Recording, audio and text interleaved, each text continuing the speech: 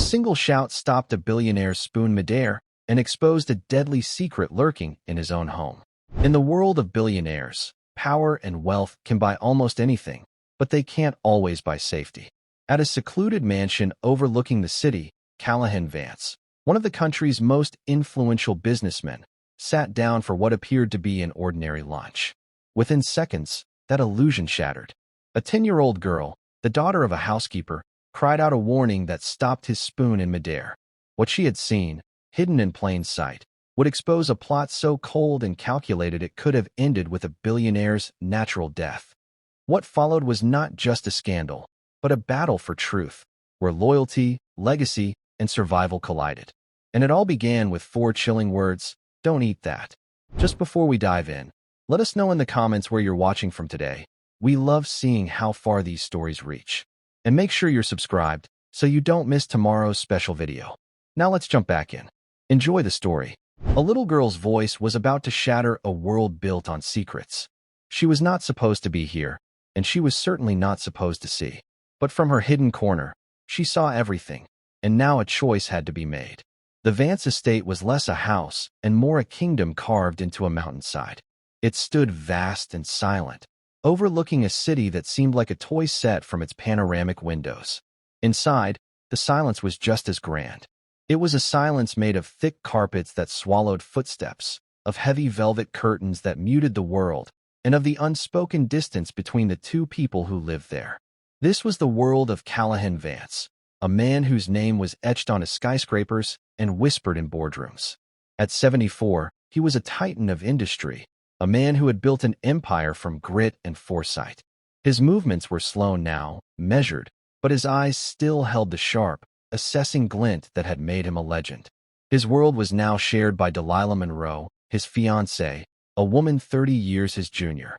She was a vision of curated perfection. Her beauty was striking, almost architectural in its precision, from her flawlessly styled hair to the blood-red soles of her shoes that clicked softly on the marble floors. She moved through the mansion like its queen, her voice a melody of charm and grace. But to the staff, her smiles were like winter sun, bright but without warmth. They served her with practiced efficiency, their faces carefully neutral. Among them was Abigail Hayes, a woman whose quiet dignity was her only armor. She had been a housekeeper at the estate for 2 years, a job she clung to with quiet desperation. It was the only thing keeping her and her daughter afloat. Abigail was a ghost in the grand hallways, her presence marked only by the gleam of polished wood and the scent of fresh linens. She worked with her head down, her thoughts on her daughter, Clementine. Clementine, or Clemmy as her mother called her, was 10 years old. She had hair the color of pale corn silk and eyes the deep, serious blue of a summer dusk. Today, she was an unwelcome, albeit necessary, addition to the estate's quiet rhythm. The school had closed unexpectedly due to a burst pipe, and the neighbor who usually watched her had a family emergency. Abigail, with no other options, had pleaded with the head butler, and with a heavy sigh, he had agreed. The condition was simple and absolute. The child was to be invisible. Clemmy sat now on a small, stiff-backed chair in a corner of the enormous formal dining room. Her mother had placed her there with a coloring book and a whispered command to be as still and quiet as a mouse. The room itself was intimidating. A chandelier dripping with crystals hung like a frozen waterfall over a table long enough to host a royal banquet. Portraits of stern-faced Vance ancestors stared down from the walls, their painted eyes seeming to follow her every move. Clemmy kept her gaze fixed on her book, but her ears took in everything. She heard the distant hum of the estate's climate control, the soft clink of silverware being laid out, and the low, tense murmur of conversation between Callahan and Delilah. They were seated at one end of the long table, a vast expanse of polished mahogany separating them. Callahan was looking at a tablet, his brow furrowed in concentration. Delilah was sipping tea, her painted lips leaving a perfect crescent of red on the porcelain cup. "You're not even listening to me, Callahan," Delilah said. Her voice was light, but it carried a sharp edge that cut through the silence. Callahan didn't look up. "I'm listening. You said the charity gala needs a new keynote speaker. I'll have my assistant make a call." His tone was dismissive, his focus clearly 1,000 miles away on stock prices and corporate mergers. It's not just about the speaker, she pressed, her voice a little louder. It's about us. We are supposed to be the hosts. We need to present a united front. People are talking. He finally looked up from his tablet, his gaze tired. Let them talk. Talking doesn't affect the bottom line. Delilah placed her cup down with a deliberate click. Everything affects the bottom line, darling. Your image, my image, our image. That's something you taught me. Her smile was dazzling, but it didn't reach her eyes. She reached across the table, her slender fingers adorned with glittering rings, and placed her hand over his. Let's just have a nice lunch. No business. Just us. Callahan grunted, a sound that was neither agreement nor dissent, and set his tablet aside. He seemed to shrink a little then, the powerful billionaire momentarily replaced by an old, tired man. He looked out the window, his gaze lost in the sprawling view below. At that moment, Abigail entered, pushing a silver serving cart. She moved with a practiced, silent grace, her eyes fixed on her task. She placed a bowl of steaming soup in front of Callahan, the aroma of herbs and rich broth filling the air.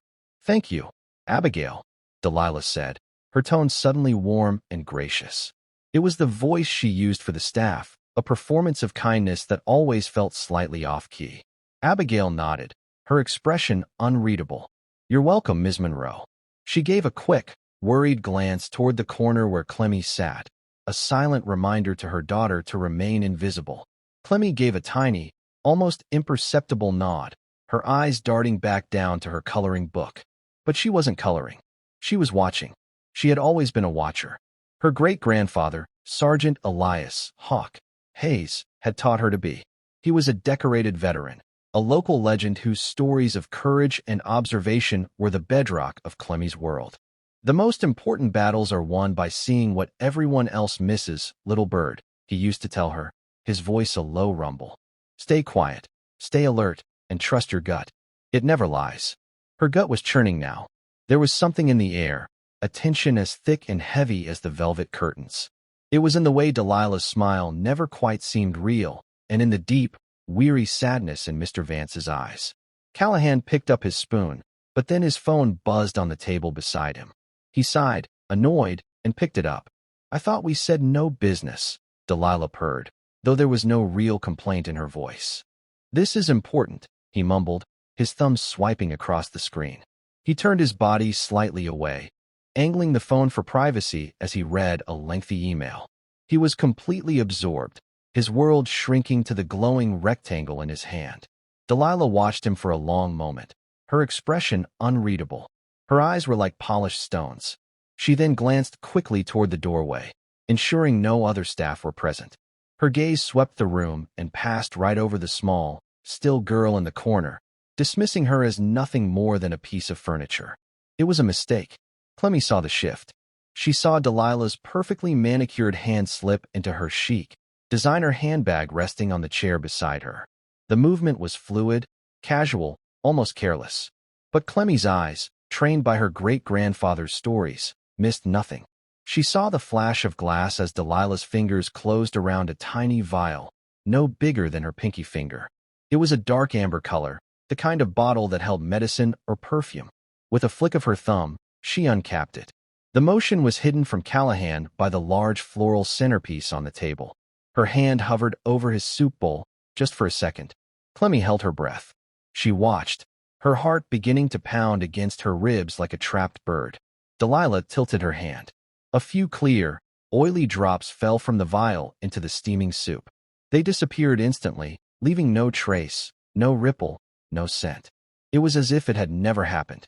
Delilah capped the vial, slipped it back into her purse, and folded her hands on the table, her posture the very picture of serene patience. Her expression hadn't changed at all. She still wore that soft, waiting smile. Clemmy felt a cold dread wash over her. It started in her stomach and spread through her limbs, leaving her feeling frozen to the little chair. Her mind raced, trying to make sense of what she had just witnessed. It couldn't be.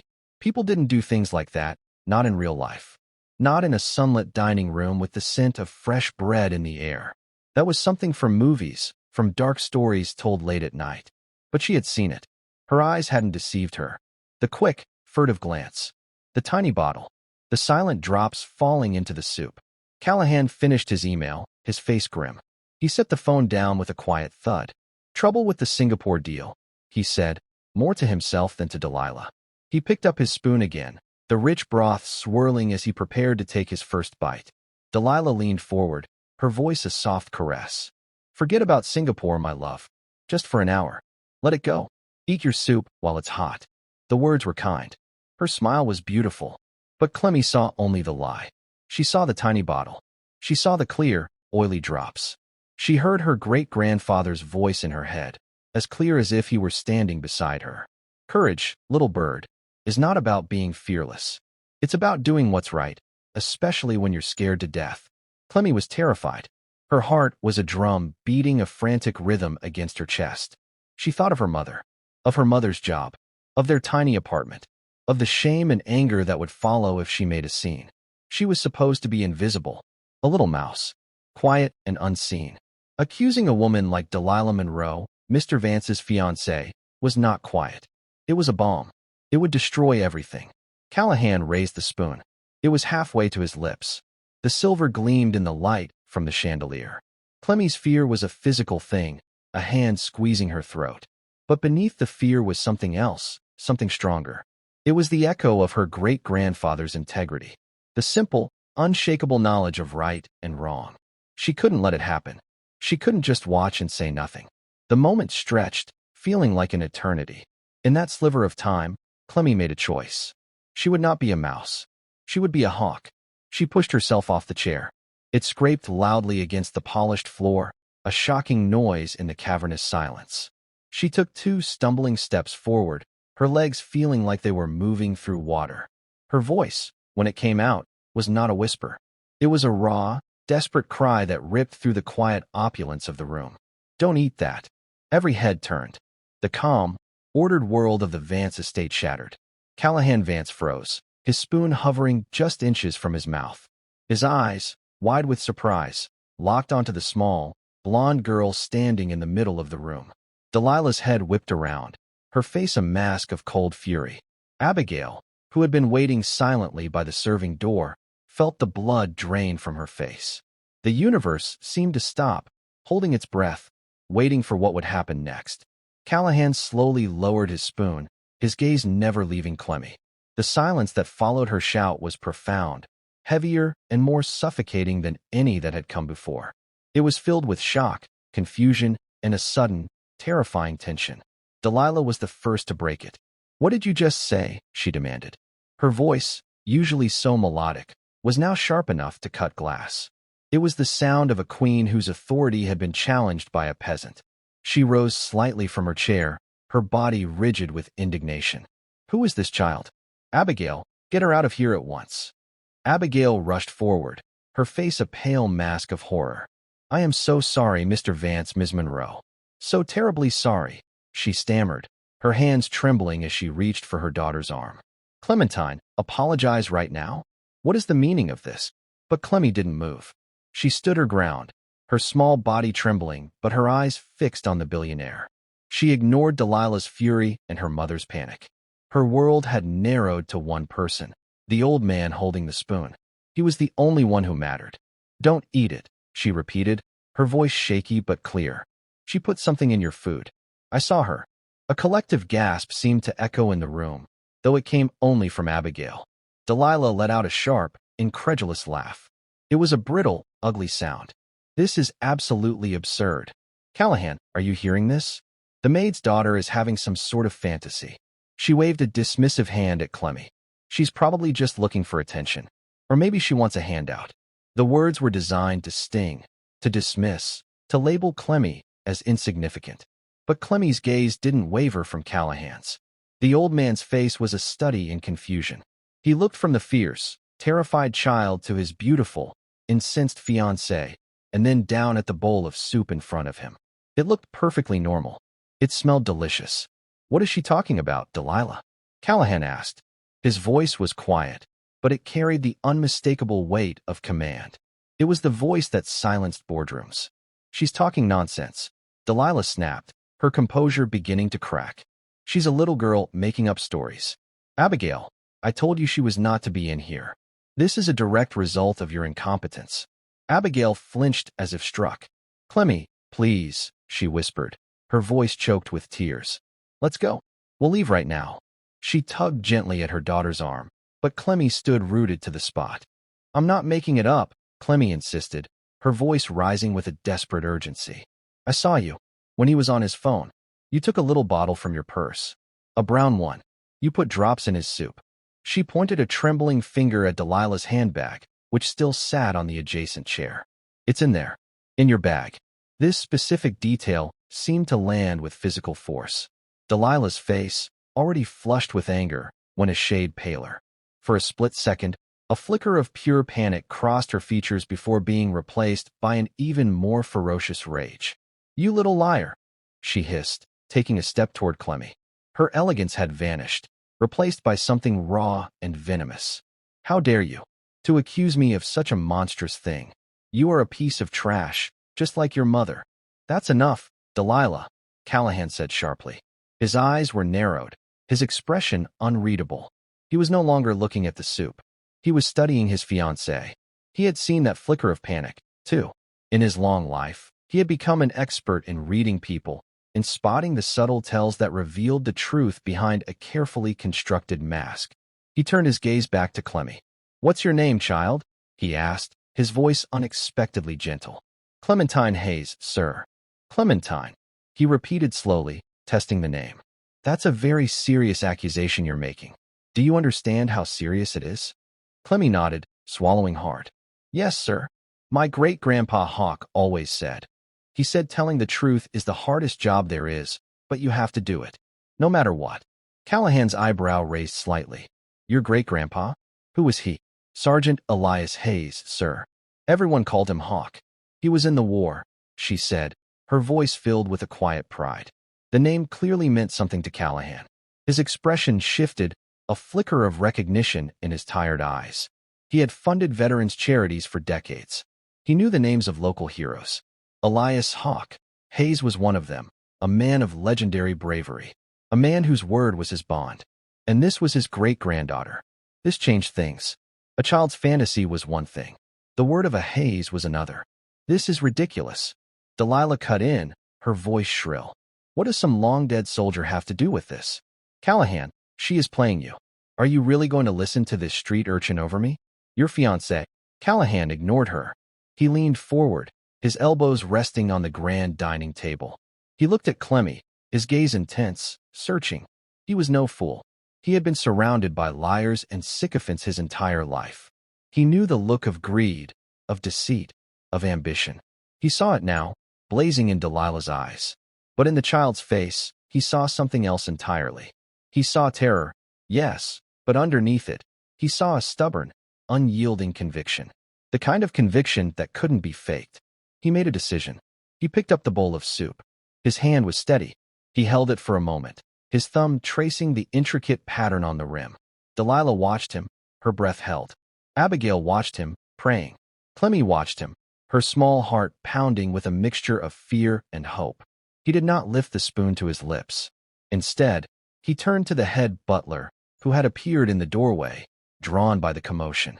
Preston, Callahan said, his voice calm and firm. Take this bowl to the kitchen. Do not let anyone touch it. Seal it in a container. Then, call Dr. Albright. Tell him I have an urgent matter for him. Tell him to bring a toxicology kit. Delilah's face crumpled. Callahan, no. You can't be serious. You are humiliating me. You're taking the word of a child over mine. Callahan finally turned his cold, assessing gaze upon her. She told me what she saw, Delilah. Now you tell me. What's in your handbag? Her eyes darted to the purse, a frantic, cornered look flashing across her face. My personal belongings. You have no right. Preston, Callahan said, his voice dropping to an icy calm. Bring me the bag. The butler, his face a perfect mask of professional neutrality, stepped forward. Delilah snatched the bag, clutching it to her chest like a shield. No. Stay away from me. This is insane. I won't be treated like a criminal in my own home. Is it your home, Delilah? Callahan asked softly, the question hanging in the air like a death sentence. Or is it just my house? The room fell silent once more, the unspoken truths of their relationship now laid bare. Delilah stood there, beautiful and defiant, but her eyes were wild with desperation.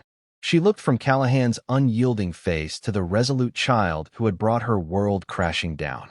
The mask was gone. The performance was over. And in the oppressive silence of the grand dining room, everyone waited to see what would happen when the truth was finally brought into the light. Delilah's manicured fingers tightened on her leather handbag, her knuckles turning white. She held it against her body as if it contained the last breath she would ever take. Her chest rose and fell in ragged, shallow breaths. The air in the room was electric, charged with the impending collision of truth and deceit. "I said no," she repeated, her voice a low, trembling hiss. "You will not go through my private things. This is a violation. It's monstrous." Callahan Vance did not raise his voice. He didn't have to. His power was not in volume, but in the absolute certainty of his command. He simply looked at Preston, the butler, who stood as still as a statue by the door. "Preston, secure the bag. Do not harm Ms. Monroe, but do not let her leave this room with it." He then shifted his gaze to a younger, solidly built man in a plain suit who had materialized in another doorway, alerted by the raised voices. This was Arthur, the head of Callahan's personal security detail. "Arthur, please ensure the doors are locked. No one enters or leaves this room until I say so. Is that clear?" "Crystal clear, Mr. Vance," Arthur said, his voice a calm, professional baritone. He gave a curt nod and stepped back, his presence a silent, immovable wall. The reality of her situation began to dawn on Delilah. The servants would not help her. Her charm was useless against their loyalty to the man who signed their paychecks. She was trapped. Her eyes, wide and frantic, darted around the room, searching for an escape route, an ally, anything. She found only the stern faces of the Vance ancestors in their gilded frames, the impassive butler, the stoic security guard, and the unwavering gaze of the old man she had planned to kill. And then there was the child. Clemmy stood near her mother, her small hand now clutching Abigail's apron. She was no longer pointing or shouting. She was just watching, her blue eyes filled with a solemn, heartbreaking gravity. She was the cause of all this, the tiny wrench that had jammed the gears of Delilah's perfectly calibrated machine. "Callahan, please." Delilah tried a new tactic, her voice softening, cracking with a manufactured vulnerability. She took a step toward him, holding the handbag like a desperate offering. "Listen to me. Think about what you're doing. This little girl, she's confused. Maybe she saw me take out my lipstick or my mints. Her imagination ran away with her. You're blowing this into a catastrophe over a child's fantasy."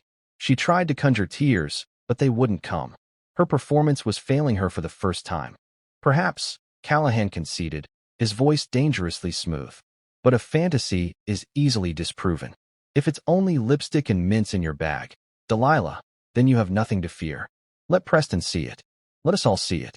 We can have a good laugh about this misunderstanding, and I will personally apologize for the distress I've caused you." It was a perfectly laid trap, and she had walked right into it. There was no way out. If she refused, she was guilty. If she agreed, she was finished. Checkmate. Her carefully constructed facade finally shattered, not into tears, but into a spitting, venomous rage. "You old fool," she screamed, the sound echoing off the high ceilings. "After everything I've done for you, I gave you the best years of my life. I stood by you, I decorated your empty houses, I smiled at your boring business partners, I made you look alive again. And this is how you repay me? You believe a nobody, a child of the help, over me." "The help has a name," Callahan said, his voice dropping to a near whisper, yet it carried more menace than her shouts. "Her name is Abigail Hayes, and her daughter's name is Clementine. And yes, at this moment, I believe her." He nodded once to Preston. The butler began to walk slowly, deliberately, toward Delilah. He was an older man, but he moved with a quiet confidence. Delilah backed away, her eyes wild. She took another step back, then another, until her back was against the heavy velvet curtains of a window. She was cornered. With a final, desperate sob of fury, she did the unexpected. She flung the handbag, not at Preston, not at Callahan, but toward the large, stone fireplace at the other end of the room. It was a last-ditch effort to destroy the evidence. But Arthur, the security man, was faster. He moved with a speed that was startling in such a large man, intercepting the bag in midair with the grace of an athlete. He tucked it under his arm and returned to his post at the door, his expression unchanged. The entire event took less than 3 seconds. Delilah slumped against the curtains, defeated. All the fight seemed to drain out of her, leaving behind a hollow, trembling shell. She slid down the wall until she was sitting on the floor, her beautiful dress bunched around her, her face buried in her hands. Her quiet, shuddering sobs were the only sound in the room. Abigail put a protective arm around Clemmy, pulling her close.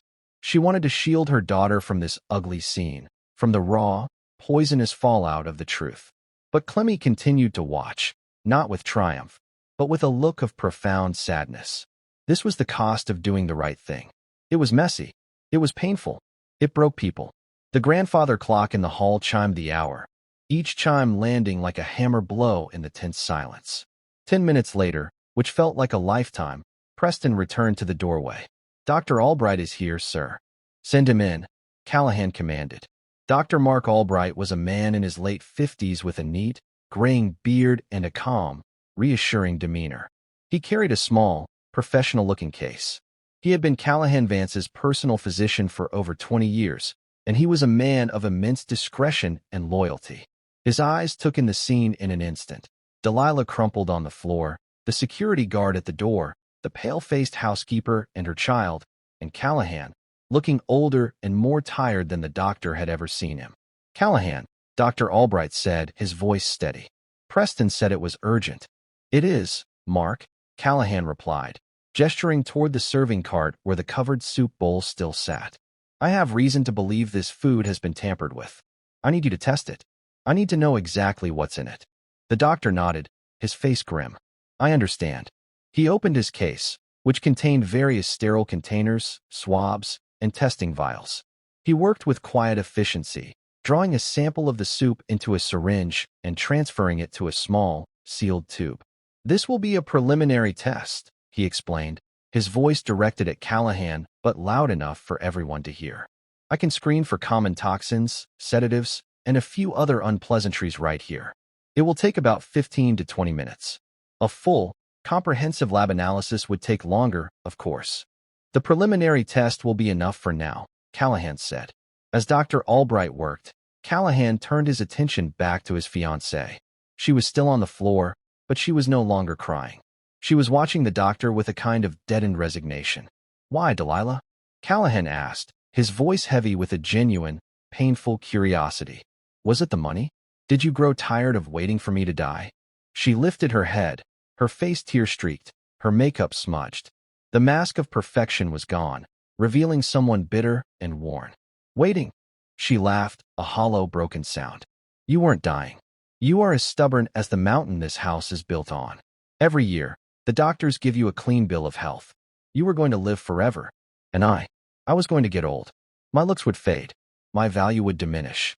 I would end up with nothing but the fading memories of a life that was never truly mine." "So you thought you'd speed things up," he stated, his voice flat. "I earned it," she whispered, her voice trembling with a chilling conviction. "I earned every penny. The lonely nights, the boring parties, pretending to be interested in your dusty old books and your endless talk of legacy. I was a business asset, Callahan. A beautiful piece of art you acquired to make your final years look good. I was simply cashing out my investment." The cold, transactional nature of her words seemed to hit Callahan harder than the initial accusation. He sank back into his chair, the full weight of his 74 years pressing down on him. He had known their relationship wasn't a grand romance, but he had believed there was, at least, some affection, some respect. To hear his life, his very existence, reduced to a financial calculation by the woman who slept in his bed, was a betrayal so profound it left him breathless. He looked over at Clemmy, who was still half hidden behind her mother.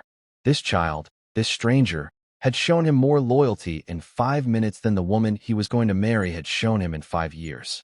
He gestured for Abigail to bring Clemmy forward. Hesitantly, Abigail led her daughter closer to the table. Callahan looked at Clemmy, his eyes softening. "You were very brave, Clementine," he said, his voice low and sincere. "I want you to know that. What you did took a kind of courage most adults don't possess. Clemmy looked down at her shoes. I was scared, she mumbled. I know, he said. That's what makes it courage. He paused, studying her. Your great-grandfather, Sergeant Hayes. He would be very proud of you today. A small, watery smile touched Clemmy's lips. That was all she had wanted. To do something that would make her great-grandpa Hawk proud. Dr. Albright cleared his throat, drawing their attention. He was holding a small testing strip, which he had dipped into the sample. A distinct blue line had appeared on it. His face was grave. Callahan, he said quietly. It's positive. The preliminary test shows a strong presence of a digitalis-derived cardiotoxin. A concentrated dose, from the looks of it. In English, Mark, Callahan said, his voice weary. It's a poison extracted from the foxglove plant. In small, controlled medical doses, it can be used to treat heart conditions. In a dose like this, it would have induced a massive, untraceable heart attack within the hour. It would have been chalked up to your age and your high-stress lifestyle. It would have been seen as a tragedy. No one would have suspected a thing. The clinical explanation hung in the air, cold and horrifying. Delilah let out a strangled sob. It was real. It was all real. Callahan Vance stared at the soup bowl, then at the woman he almost married, and finally at the little girl who had, without a doubt, just saved his life. His jaw, which had been tight with anger and suspicion, dropped slightly, slackened by a wave of chilling realization and an overwhelming, unexpected surge of gratitude. The world he thought he knew had been a lie, and the truth had been delivered by the most unlikely messenger imaginable. The doctor's words settled over the room like a fine layer of dust, coating everything with a grim, undeniable reality. A massive, untraceable heart attack. The phrase echoed in the silence, a testament to the cold, calculated nature of the betrayal. Callahan Vance stared at the small testing strip in Dr. Albright's hand as if it were a verdict delivered by a hanging judge. The faint blue line was the only thing that stood between him and the grave. He lifted his gaze and looked at Delilah. She was no longer a beautiful, desirable woman.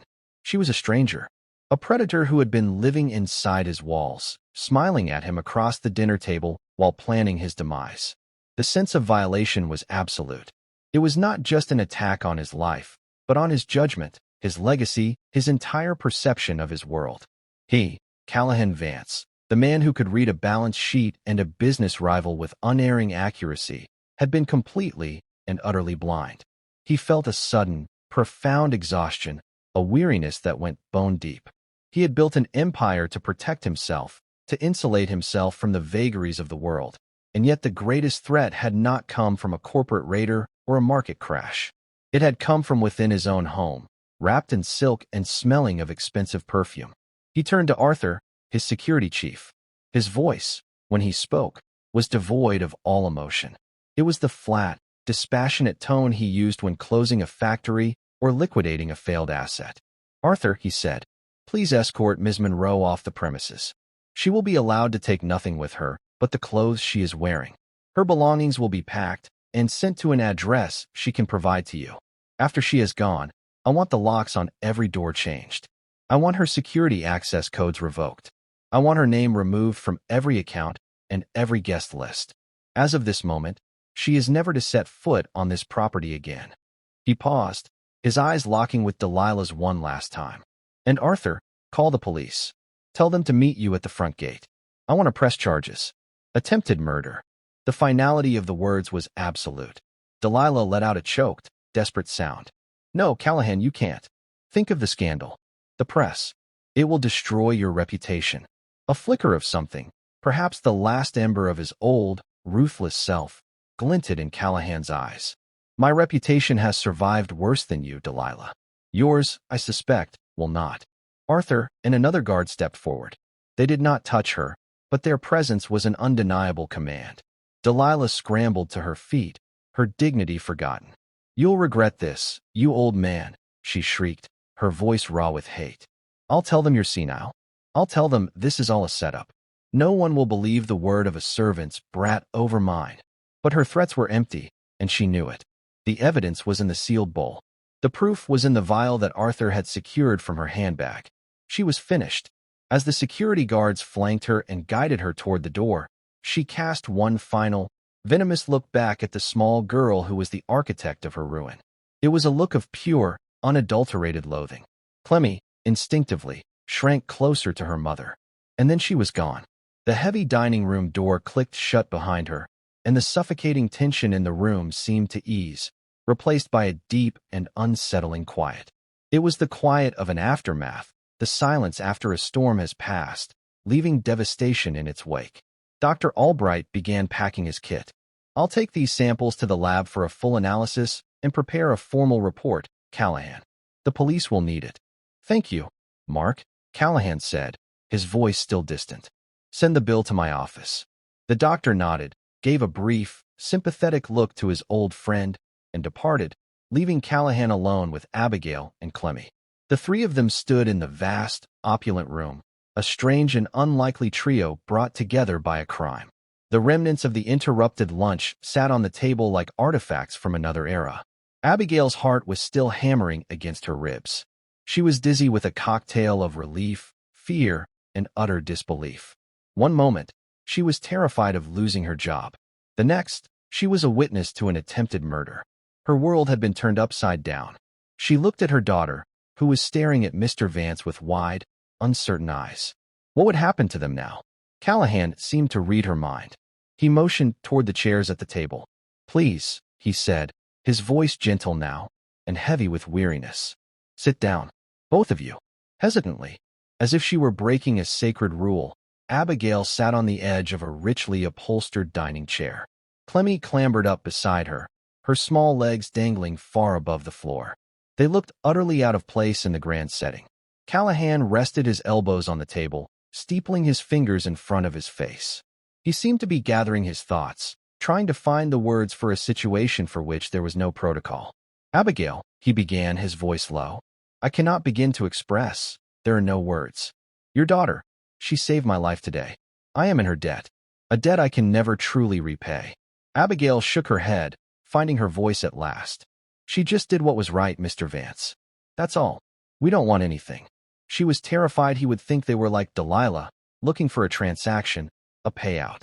I know you don't, he said with a faint, sad smile. That is why I must insist. He looked at Clemmy, his gaze direct and serious. Clementine, you said your great-grandfather was Sergeant Elias Hawk Hayes. Clemmy nodded. Yes, sir. I knew of him, Callahan said, a note of respect in his tone. Never met him personally, but I knew his reputation. He was part of the 101st Airborne, a hero at Bastogne. He was awarded the Silver Star for his bravery. It was said he had the sharpest eyes in the entire division. He could spot a sniper's nest from 1,000 yards. Clemmy's own eyes lit up with pride. He told me he could see a flea on a dog's back from across a field, she said, her voice filled with a child's innocent awe. Callahan chuckled. It was a dry, rusty sound, as if he hadn't used it in years, but it was genuine. I believe it, he said. It seems he passed those eyes on to you. He grew serious again. He also taught you to be brave, to speak the truth, even when it's the hardest thing in the world to do. Your mother and father must be very proud of you. At the mention of her father, a shadow passed over Clemmy's face. She looked down at her lap. Abigail put a comforting hand on her daughter's shoulder. Her father, he was a soldier, too, Mr. Vance. Like his grandfather. He passed away a few years ago. An accident during a training exercise. The information landed quietly in the room, adding another layer of depth to the day's events. This brave little girl, this hawk-eyed child who had faced down a beautiful monster, was the daughter and great-granddaughter of American heroes. She came from a lineage of courage. It wasn't an accident. It was in her blood. Callahan felt a pang in his chest, a complex emotion he couldn't immediately name. It was a mixture of sorrow for her loss and a deep, burgeoning sense of responsibility. He had spent his life building a legacy of steel and glass, of profit margins and stock portfolios. His own son, from a long-ago marriage, was a stranger to him, a man more interested in his trust fund than in the empire he was set to inherit. Callahan had no one to pass his values on to, largely because he had spent so little time cultivating them in the first place. His legacy was cold, hard cash. But this child, this Clementine Hayes, she was the living, breathing legacy of men who had valued duty, honor, and truth above all else. And she had just handed him back his life. I see, he said softly. He looked at Abigail, and for the first time, he truly saw her. Not as a uniformed member of his staff, a ghost who kept his house in order, but as a woman. A widowed mother, working a difficult job, raising a remarkable child on her own. A woman of quiet strength and immense dignity.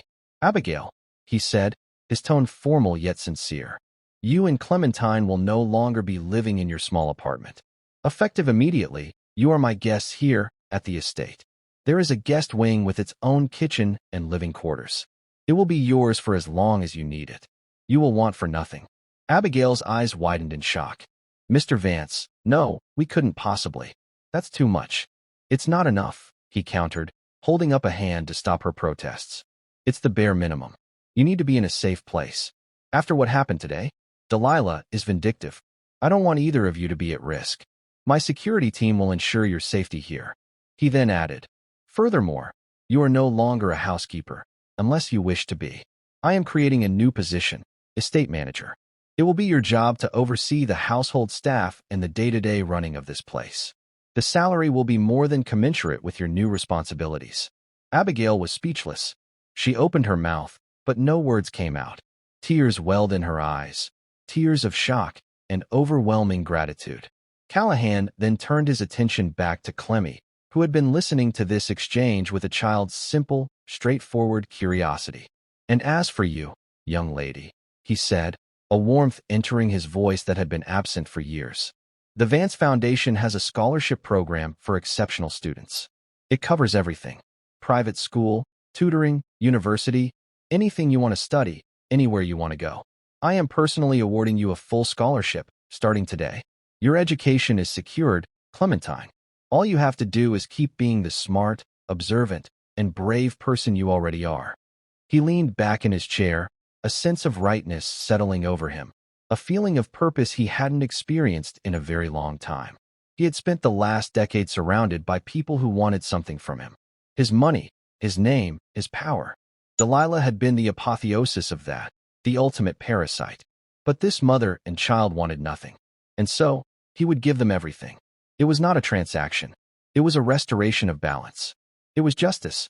It was the beginning of a new chapter in the long, lonely story of Callahan Vance. The king of a cold, empty castle had just been saved by a little girl with her great-grandfather's eyes, and in doing so, she had opened a door in his heart he thought had been locked forever. The weight of Callahan's words settled upon Abigail, not as a burden, but as a lifeline she hadn't dared to wish for. The guest wing, estate manager, a full scholarship. The offers were so immense, so far beyond the realm of anything she had ever imagined for herself or her daughter, that they felt unreal. She looked around the cavernous dining room, at the stern portraits on the wall and the crystal chandelier that glittered like a galaxy of ice, and felt a dizzying sense of vertigo. This was not her world. She and Clemmy were small, ordinary people. They didn't belong here. Mr. Vance, I am a housekeeper, she said, her voice barely a whisper, as if trying to remind both him and herself of her place. I don't know how to be an estate manager. And to live here, it would not be right. We cannot accept such charity. Her refusal was born not of pride, but of a deep, ingrained humility. She had been taught to earn her way, to keep her head down, to never be a burden. This level of generosity felt like a debt she could never hope to repay, and the thought of it was terrifying. Callahan looked at her, and his expression was one of profound understanding. He saw the fear in her eyes, the worry that this was too good to be true, that there were strings attached. Abigail, he said, his voice imbued with a gentle but firm authority. This is not charity. Charity is giving what is spare. What I am offering is a fraction of what your daughter gave me. She gave me my life. She gave me my future. Let me give her one in return. As for the job, he added with a hint of a smile, I have watched you work for 2 years. You are efficient, you are observant, and you command the respect of the other staff without raising your voice. You already know this house and its rhythms better than anyone. You are the only person I trust to run it. He was not just offering her a job. He was telling her he saw her worth. For years, Abigail had felt invisible, a silent pair of hands moving through the background of other people's lives. To be seen, truly seen, was a gift more profound than any amount of money. Tears she had been holding back finally spilled over, tracing silent paths down her cheeks. She nodded, unable to speak, the single gesture conveying her acceptance, her gratitude, her overwhelming relief. Clemmy, who had been watching the exchange with a child's solemnity, seemed to understand the shift in the emotional atmosphere. She slid off her chair, walked over to the old man, and placed her small hand on his arm. Callahan looked down, surprised by the touch. Her hand was warm. It was a simple, trusting gesture that seemed to anchor him, pulling him back from the cold abyss of betrayal he had been staring into. "Thank you for not eating the soup," she said, her voice small but clear. The pure, unvarnished simplicity of her words cut through the complexity of the day. Callahan felt a genuine smile spread across his face, reaching his eyes for the first time in what felt like a decade. "No, Clementine," he said, placing his large, wrinkled hand over hers. "Thank you for telling me not to." That evening, Preston the butler, his professional composure now tinged with a newfound warmth, showed Abigail and Clemmy to the guest wing. It was a self-contained apartment within the mansion, larger and more luxurious than any home they had ever known. There was a spacious living room with plush sofas, a modern kitchen stocked with food, and 2 large bedrooms, each with its own bathroom. Clemmy ran into what was to be her room and stopped, her eyes wide with wonder. The bed was 4 times the size of her cot at home, piled high with soft pillows. A large window looked out over the estate's sprawling gardens, which were now lit by soft, glowing lamps. There was a desk for homework and a bookshelf already filled with classic children's books. For the first time, she would have a room all to herself. She turned to her mother, a grin of pure, unadulterated joy spreading across her face. Seeing that smile, Abigail felt the last of her anxieties begin to melt away. This was real. This was happening. That night, Abigail lay awake in her own comfortable bed, listening to the profound silence of the house. It was a different silence from the one in their tiny apartment, which was always punctuated by the sounds of sirens, noisy neighbors, and the rumble of late-night traffic. This was a deep, peaceful quiet, the sound of safety. She thought of Delilah, a woman who had all of this and had tried to trade a man's life for more. She didn't understand it. All Abigail had ever wanted was a safe place for her daughter to lay her head at night. And now, through the most terrifying day of her life, she had it. She closed her eyes and whispered a prayer of thanks to her late husband and to his grandfather, whose lessons on courage had echoed down through the generations to save them all. 6 weeks passed. Autumn painted the leaves on the estate's many trees in brilliant strokes of red and gold. A new, calmer rhythm established itself within the walls of the Vance kingdom. The scandal of Delilah Monroe's arrest had been a brief, intense storm in the media. As she had threatened, her lawyers tried to paint Callahan as a paranoid, vengeful old man, but the evidence was irrefutable. The vial from her purse, the toxicology report, her own chilling confession in the dining room. It all combined to create a portrait of a cold-hearted killer. Her name faded from the society pages, replaced by the grim headlines of the legal section. Justice was proceeding, slow and certain. Within the estate, Abigail blossomed in her new role. She managed the household with the same quiet grace and efficiency she had always possessed, but now she was armed with authority and Callahan's complete trust. The staff, who had long disliked Delilah's imperious ways, responded to Abigail's fair and respectful leadership with loyalty. The house itself seemed to breathe easier, shedding the cold, tense atmosphere it had held for years. Clemmy, meanwhile, was enrolled in the city's most prestigious preparatory school. She was nervous at first, a small, public school girl in a world of privilege, but her sharp mind and quiet determination quickly earned her the respect of her teachers. Callahan insisted on seeing her report cards, which he would read with a gruff, satisfied nod. He had made a good investment. The true transformation, however, was in Callahan Vance himself. The event had been a crucible, burning away the cynicism and detachment he had cultivated for decades. He began to work less, spending more time at home. He rediscovered parts of his own house he hadn't entered in years, the vast library, the greenhouse, the sunlit music room. But he was not alone in his rediscovery. He had a small, blonde shadow. He and Clemmy developed an unlikely, unspoken routine. After school, She would often find him in the library, a room she adored. It was a two-story cathedral of books, with rolling ladders and the comforting smell of old paper and leather. Callahan would be reading a dense business journal, and Clemmy would curl up in a large armchair with a book from her shelf, her feet tucked underneath her. They would sit in companionable silence for hours, the only sounds the turning of pages and the ticking of the mantel clock. One afternoon, Callahan put down his journal and looked at her. "Your great-grandfather," he said, his voice startling her out of her literary world. "Tell me a story he told you." Clemmy's face lit up. "He told me lots," she said. "He told me about a time in the war when they were surrounded in a forest. It was cold, so cold the trees cracked from it. They had no food, and they were scared. But every morning, Grandpa Hawk would climb the tallest tree he could find, even while the enemy was watching, just to see the sun rise. He said as long as he could see the sun, he knew they had another day to fight. He said you have to find your own sun to look at, even when you're surrounded." Callahan was quiet for a long moment, pondering the simple wisdom of the story. He had been surrounded his whole life, by competitors, by sycophants, by people who wanted a piece of him. He had never once thought to look for the sun. "He was a wise man," Callahan said softly. "Bravery isn't just about fighting, Clementine. It's about finding a reason to keep fighting. It's about finding something to believe in." A few days later, Callahan called Abigail and Clemmy into his formal study. It was a room of dark wood and heavy leather, a place where billion-dollar deals were made. He stood before a large object covered by a velvet cloth. "I've been making some inquiries," he said, a rare, almost boyish excitement in his eyes, "about Sergeant Hayes. With the help of a military historian, I managed to track some things down." He pulled the cloth away. On a custom-made pedestal was a beautiful glass display case. Inside, immaculately preserved, was a soldier's uniform, the 101st Airborne Screaming Eagle patch still vibrant on the shoulder. Beside it lay a folded American flag, a tarnished but proud Silver Star medal, and a stack of faded, leather-bound journals. Clemmy gasped, her hands flying to her mouth. Abigail's eyes filled with tears.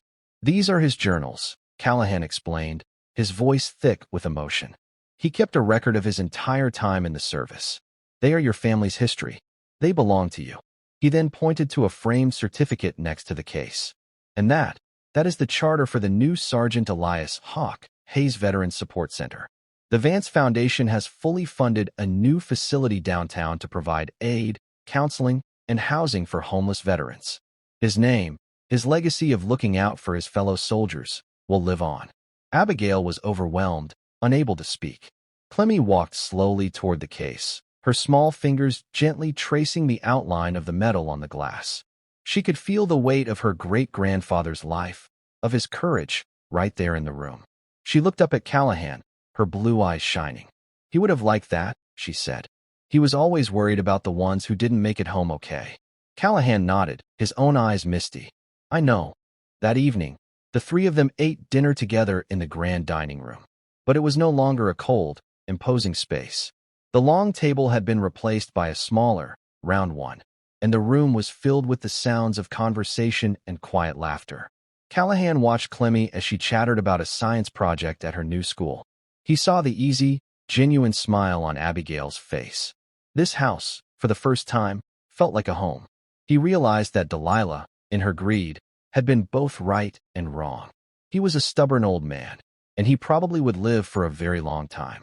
But she was wrong about his legacy. It would not be the cold, hard empire of his business dealings. His legacy was sitting right across from him. It was in the future he had secured for this remarkable little girl, and in the honor he had bestowed upon her heroic ancestor. It was in the simple, profound act of saving a life, and in doing so, rediscovering his own. The lesson was clear, etched into his heart by the voice of a 10-year-old girl. True wealth was not the fortune you accumulated, but the courage you inspired. It wasn't about the name you built on skyscrapers, but the one you honored for its integrity. In the end, Callahan Vance's greatest acquisition was not a company or a building, but a family, found in the most unexpected of circumstances, a family forged not by blood, but by a single, shouted warning over a bowl of poisoned soup. Thank you for following this story. If you enjoyed it, please subscribe and share your thoughts below. Where are you watching from? Let us know in the comments. Stay tuned for more immersive stories.